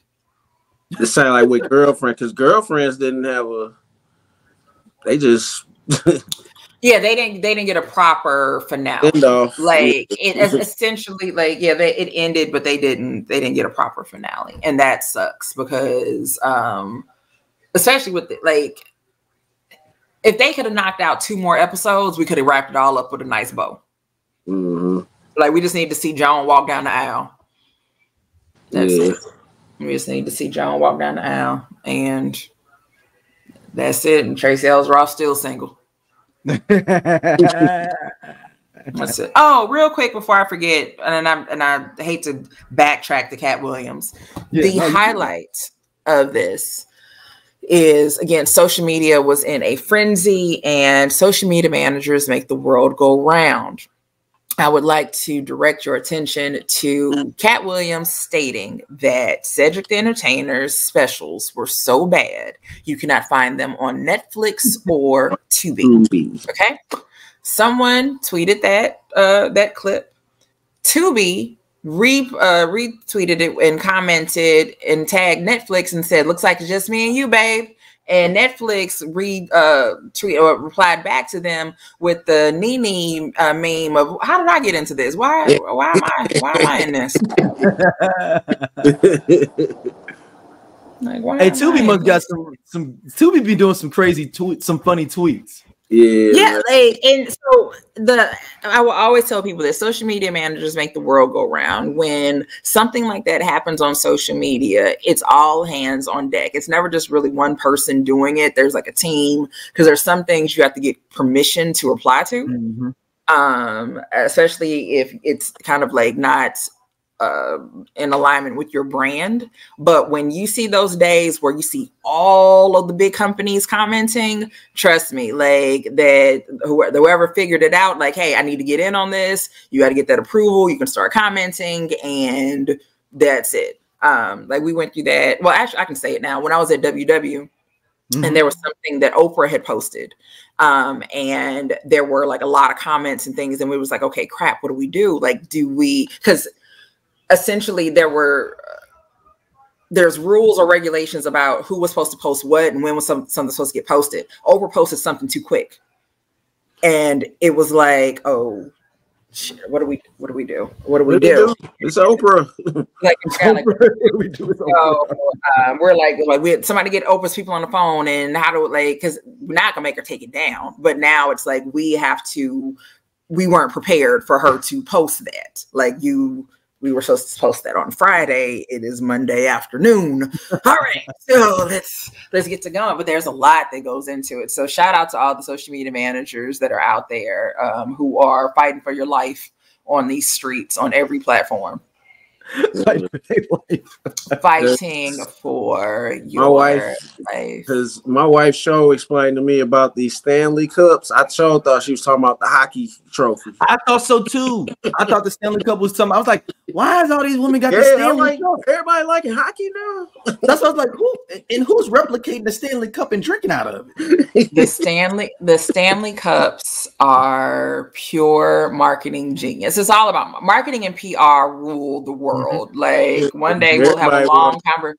Yeah, I mean, PR is what makes you buy things. It's not always the marketing or the advertising. You think it is, but it's not. So the reason that we buy diamond rings is a PR campaign.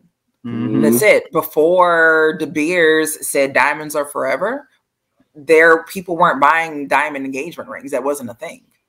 And the idea that you had to have 3 months of your salary came from De Beers as well. Like to be how much your ring should be. So yeah, like and then make you even more mad. The person who came up with diamonds are forever wasn't an ad executive. She was like a receptionist. Really? Yeah. It was like a random lady. Wow. She worked there.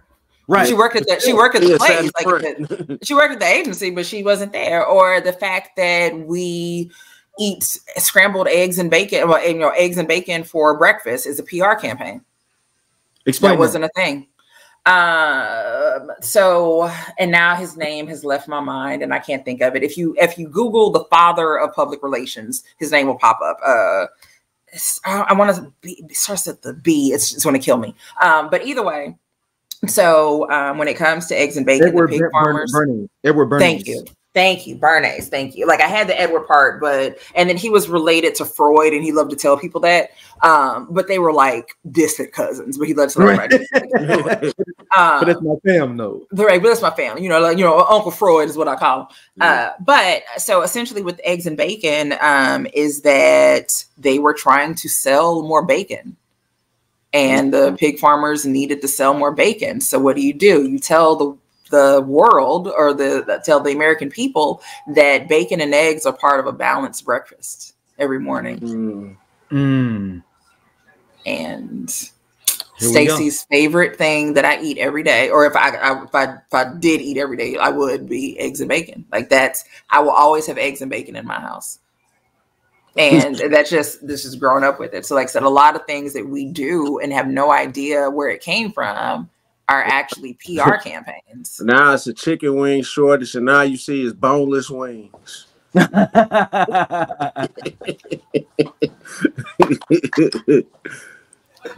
All you see is boneless wings. Yeah. Yep. All right, our last topic for the night. Did 50 Cent ruin hip hop, New York hip hop? Nah,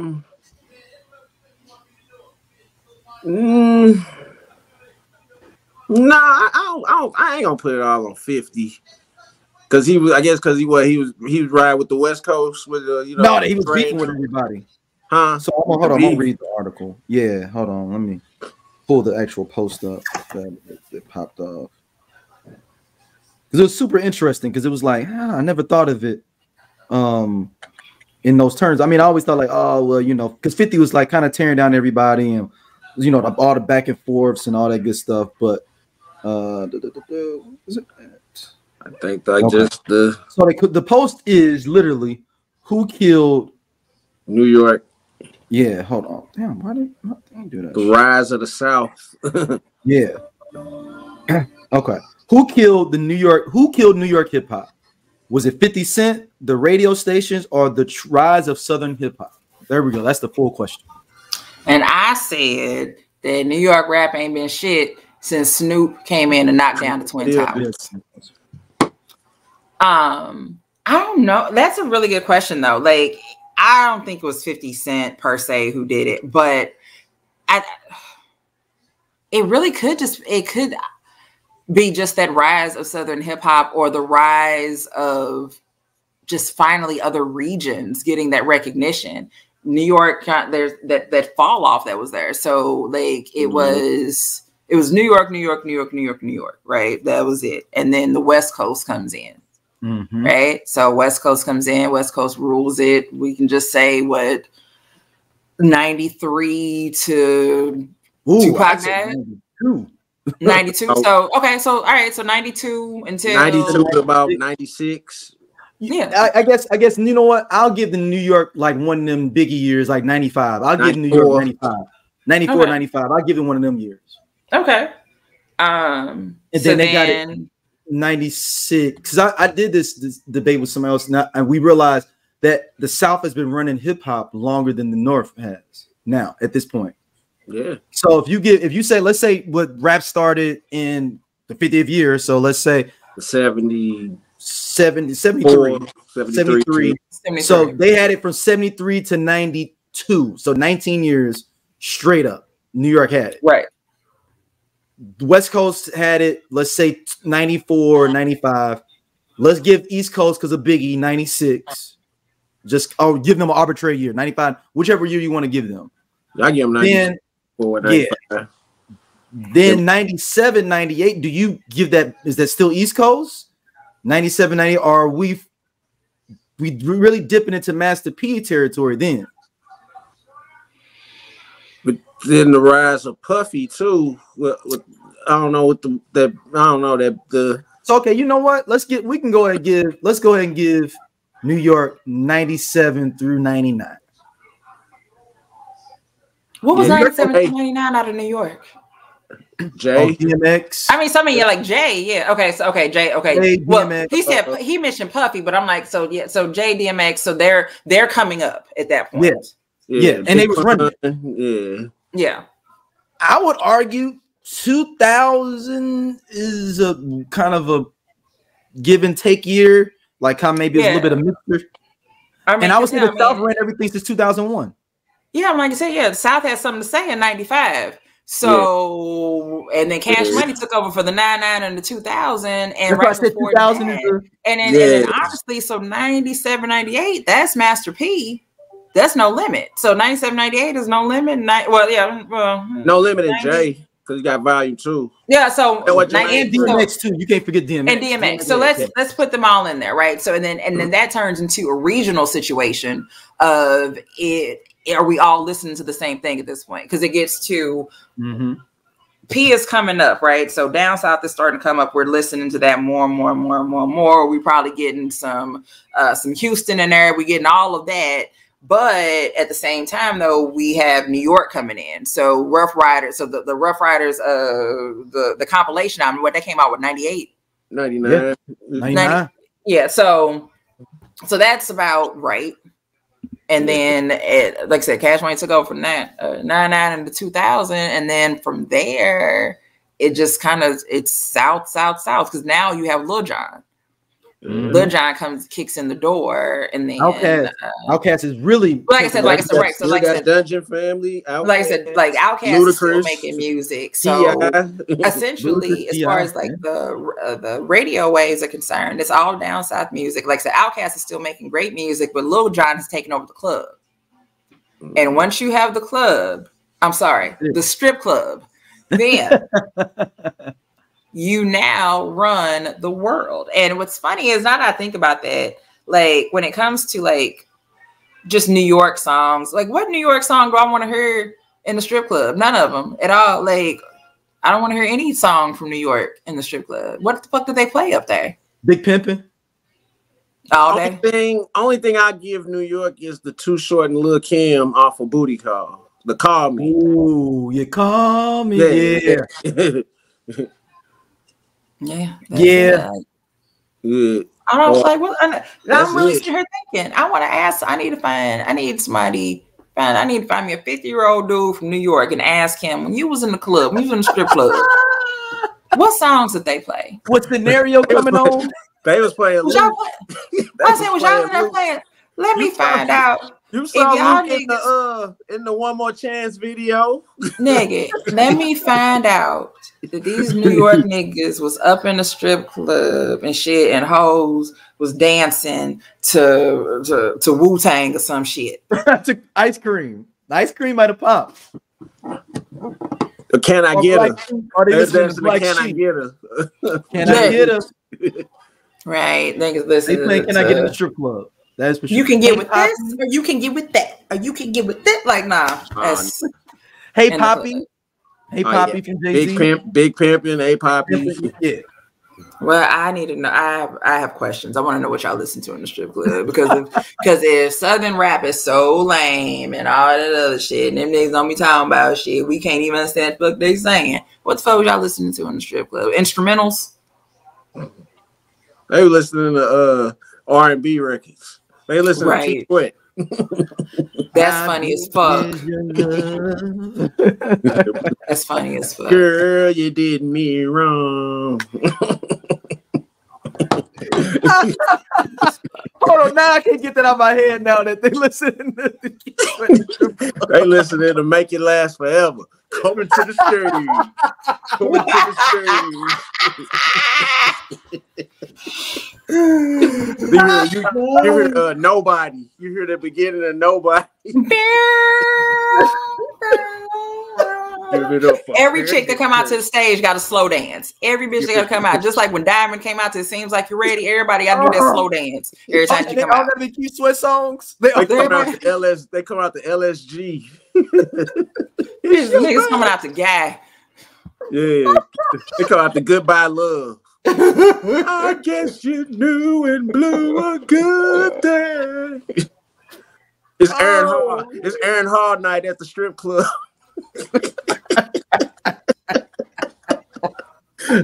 Oh no, never mind. I'm too soon. Never mind. Okay. I forgot he was involved in them shenanigans. No, I'll let it go because this is too funny. The idea of this at the strip clubs in New York in the 90s. Yeah, what were you listening to? I really have questions. I want to know, what were you listening to in the strip club? They were listening to Knocking the Boots, Jodeci. That's what I'm saying. So every stripper that came out was forced into a lap dance. She was slow grinding on everybody. She didn't even get to do, like, they probably weren't even making it clap up there. They couldn't. I mean, I guess you can make it clap slowly to a song, but because all the strippers back then looked like Mary J with the blonde hair. They did. They had now I gotta Google strip club songs in the 90s. I gotta see she coming out as soon as I get home. Your love is wonderful. Oh my God. So somebody compiled a list of strip club songs from the 90s. And I put in New York as well. What? No, they got Mary J. Blige and Method Man, You're All I Need on this list. It sounds right. Yeah. Fantasy, Mariah Carey, ODB. Yeah. No. I wasn't expecting to hear that in the strip club. Do the strippers? They got Sade This Taboo on here. Do the strippers in New York wear Timbs on stage, or do they take them off before they get on stage? They got open heel Timbs, open toe Timbs with the stiletto open heel Timbs. I can see that. They got Keith Sweat on here, y'all. Yeah, of course they do. Duh. How do you like a Keith Sweat featuring Left Eye? I don't even know that. I don't remember that. I'm going to look that one up. Sexy Motherfucker by Prince. Okay. So those are that's a fine song, but like again, like what were the strippers doing? They stripping a Purple Rain. They be stripping a Luther. Listen, a house is not a home. And Whitney. Bruh, that is funny. Now you got me on this whole stripper trying to see what these strip club songs are.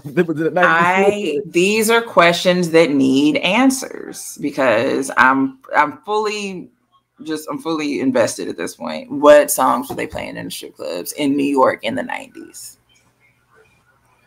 This is amazing though. Like I've never sat there and thought about like what was they playing in New York? It's the same I'm stuff. always thinking about ridiculous stuff like this. Man, it's the same stuff you was hearing on New York Undercover. Whoever was at Natalie's was at the strip club. I'm out of this. He said whoever was at Natalie's. They was performing at the strip club. Wasn't that the club name? Where that was the club. You just spoke on something. You just said something right here, sir. You just said something on this here podcast. That's exactly what the fuck they was playing. Whatever you heard at Nelly's. and whatever. Like, look up the score for New York Undercover. Oh no, somebody's got a story here I gotta send to y'all. Can't You See was the big song in the strip club in the 90s by Total. They strippers in there doing this. Yeah. Yo, this article, the dude, he's telling the whole story about being at the strip club. And he was like stepping in the strip club, Total's jam, Can't You See blared from the massive speakers. They probably in the air smell of baby power and perfume, he says. They was probably playing a lot of reggae too, though. Yes, there we go. Yeah. Now there it is. Yeah, that reggae. The dance. Now you're making more sense because I'm like, they got to be in there dancing to something. Yeah, Shaba, Patra. They gotta be. That is funny. They said, I didn't even think about that. Total Can't You See would be the joint. Oh, yeah. That's funny though, because I would totally be a stripper that danced to Can't You See. Hey, Stacey be like, bring my shades. Right. That's it. Sitting on the stage with one leg up doing some Can't You See? That'd be me. They be stripping the brat for all y'all. I mean, not for all y'all. Gonna give it to you. That's my song now. Give it to, I can see it. Bill Bellamy was like the valet driver. The song. That's my shit though. That is my song. Oh man, no, for real. We do need to get an old head on here. What was this? Like someone from New York, any listener from New York, email us. Only listen to his music at gmail.com. You have to be 50 plus and you had to live north of the Mason-Dixon line. And in the Eastern time zone. Yeah, in an Eastern time zone. We want to know in 94, when you were 24, around 24, 25 years old, what was in the shake joint when you went in? What were they playing? I mean, this is an investigative story right here. Yeah. What was being played? It's the only kind of stories that I'm involved in, Daryl. I like to get down to the nitty gritty. I like to ask the hard questions, and and it's from viewers like you all out there that allow us to be able to continue and provide these wonderful stories. So, if you went to Morgan State. Yes. Howard. Did you go to Howard? Did you go to Hampton? Yeah. Were you anywhere up there at all? Please call, reach out to us, text. Don't do that.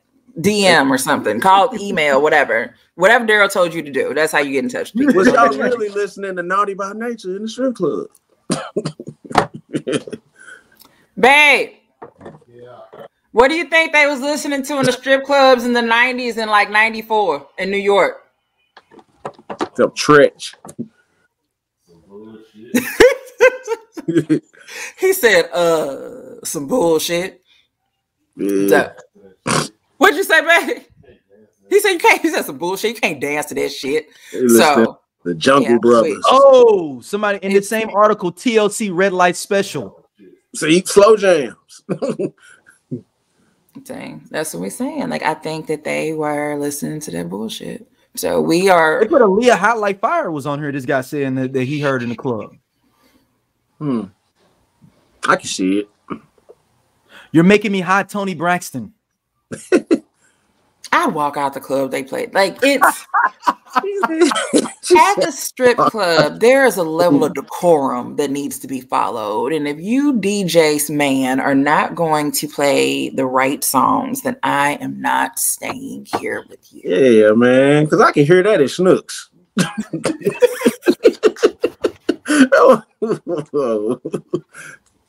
Oh, too close next. Too close next. Ah, yeah. Even though it's late 90s, but still. Yes, hey, one dude in this article said Big Papa by Biggie was my joint in the strip club. See?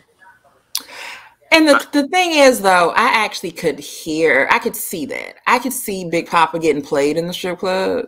I already know one song that was being played, the one with him and R. Kelly. Fuck You Tonight? Yeah. Oh, yeah. Yeah. Oh, we forgot the biggest one. Genuine Pony. Oh, yeah. But now the white boys use that. Yeah, but we talking about 90s, though. We talking about 90s. Pony was cracking in the black strip clubs all across the nation. Black strip clubs, and that's probably the only song that was in all strip clubs across the nation for black people. Is Pony that and Tila. Oh no, East Coast didn't have. East Coast wasn't on that. But I heard that song kind of introduced the South. I heard that was like a to the South. That Tila. So Tila was a catalyst. As far as strip club. Have y'all seen that J.J. Williamson comedy thing when he was like, they was on something when they did it. That beginning part is hard. I had a boyfriend in '96 played that song on repeat. Yeah, that was a song that bridged the South to the North. And I was a big fan of Tired of Ballin' myself. You know, I know that one got overshadowed by that one, but I love Tired of Ballin'. Tired of Ballin', yeah. Oh man, but make sure y'all emails, please. 50 and over people north of the Mason-Dixon line. Email us. I only listen to 90smusic@gmail.com and let us know the list song. And maybe do we need to put this as a poll in a group? Maybe. Yeah, why not? Our people list out. Let's put in the group. List out. We'll say 48 and over. If you're not 48, please 48 do not and over. Like I said, I got a friend who I know would have been in the strip clubs around that time. Now, was he in? He might have been in New York. I'll ask him. I'll be like, Dad, you remember around that time? Like, because he may have been. Like, it's quite possible that at that time that he was traveling. So that's the one though I said that I used to sing back in the day. So it's possible that he was. Well, you know what? Let's not be ageist about it. Let's just say, hey. In the night, you'll age yourself in the question. I don't want to. In the night, I mean, ideally, what was being played in the strip club in the East Coast? That'll disqualify. Between 92 and 99, if you were in the strip club, you had to be a certain age. Right. Period. So automatically, So that's it. We don't have to say your age of being 50. If you happen to get in there underage, cool, you can answer. Probably, right? You know, maybe you was in there. Maybe you was a dishwasher, whatever it was. What song was playing in the background? I don't care why you were there. Maybe you went to go pick your husband up because he snuck up in there. Don't matter. What song was playing when you was cussing him out? Like that's what I want to know. Like I'm very, very intrigued to find out. I'm super interested to see what people have to say on that. Go ahead, Scott. What are you saying? I am, man. No, well, thank y'all for listening as always. Stacy, where can people hit you up at? I am Stacey Adams, Stacey with the E, Adams with the Z on every social media channel there is. And before I go, we have to send a shout out to my mother. It is her birthday. I will not say how old she is, but I'm 42. Birthday. Like I'm 42 and I'm the third kid. So just do some math. I'm gonna tell you how old she is. You figure it out. Yeah, I'll figure it out. Like that's it. But happy birthday to Mom. We know at least she's 60 at the minimum.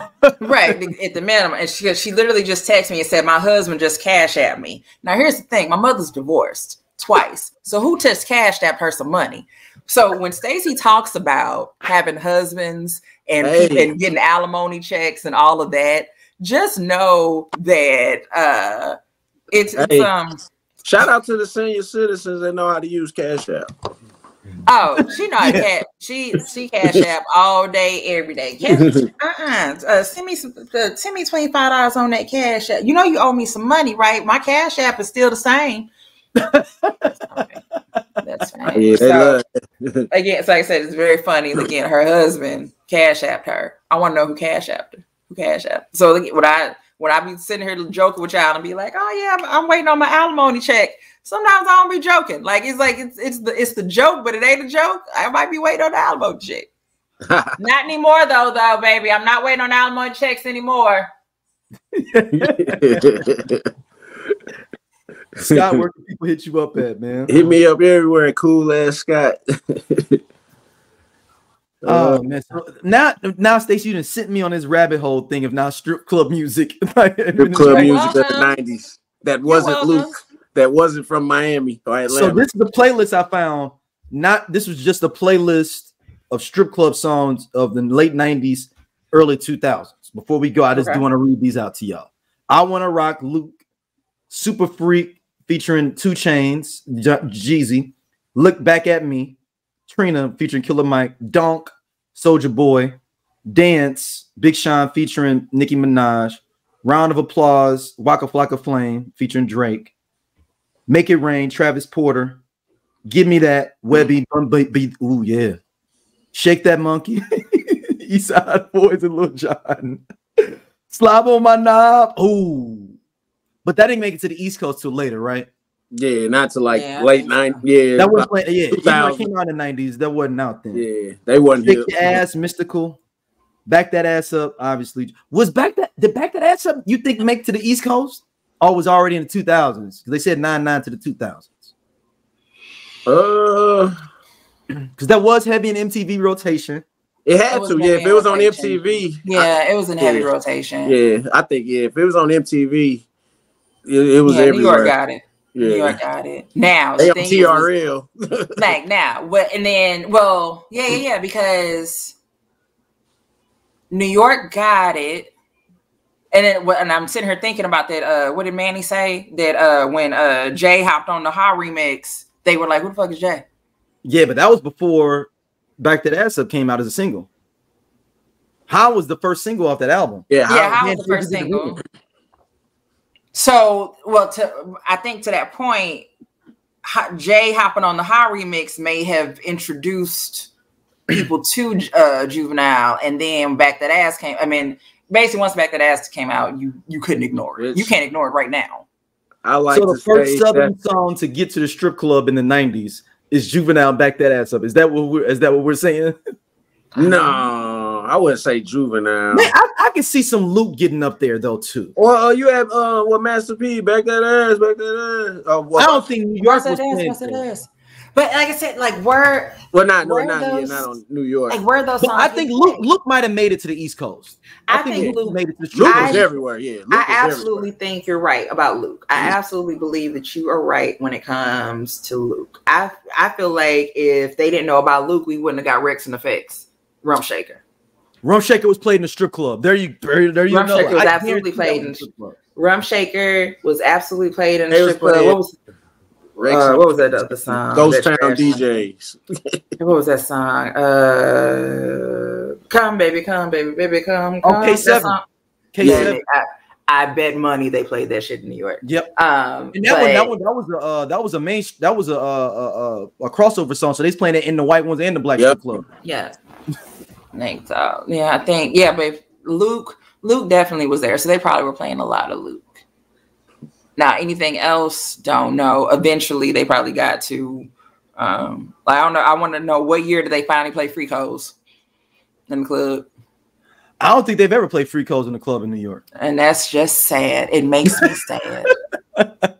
Well, thank y'all for listening for always, and we will be back soon. Peace. All right.